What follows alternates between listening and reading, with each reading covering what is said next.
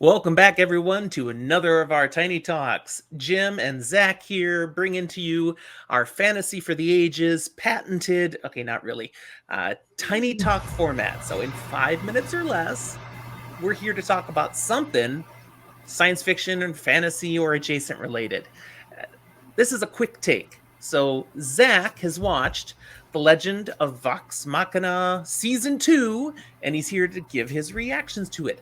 Spoiler free, there'll be references, but nothing that's going to ruin the plot for you. If there's a plot to enjoy, I mean, can this show really have a season 2, Zach? Yes. Yes. Um, I think you may have yeah. enjoyed this then. Is that what you're saying? One, it's very good. Two, the idea that it can have a season two, yes, it's continuing still along the plot, like I said in the previous one, of the original campaign game that Critical Role had for Vox Machina. Okay. And we're moving on to kind of those next storylines. And it still doesn't finish it off yet. There's still more, and there's plenty more for season 3, which I believe is already greenlit and going. This season gets darker in a number of ways, but the biggest being kind of emotionally for all of our Mm. characters and the world in general. You can see looming in the back. There's a big ass dragon, Is and there's that a what lot. that is? And there's a lot of big ass dragons in this season. I see two heads on that dragon. No, it's just Uh, big. oh, those are his ears. Kind of. But you could also say that there are multiple heads back there too. That's fair. Okay. I'm not going to Okay. go too much into why because of spoilers. But um, Ah. dragons are big and scary and a huge part of this season. You also get a further expansion of some of the realms that you know and love, both in just D&D setting in general, as well as Critical Role specifically.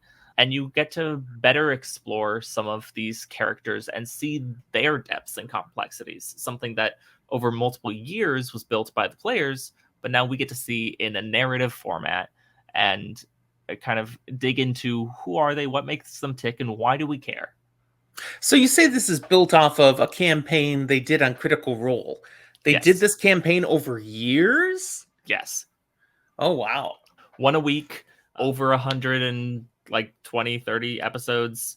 And this is not just bringing those campaigns to life. This is telling new stories based on those characters? I would say it's adapting it to say it does often Ah. follow the same general stories, but exactly how and making sure the mechanics match is not necessarily the perfect goal of this, but rather to catch the story arcs and the emotional feel and the import in a way that is still narratively interesting. The other thing Okay. that I think you get to see in this season that we didn't see as much in the last season, there are a couple episodes that have really cool anime action sequences. So if you're a fan of anime and animated material, you'll love it.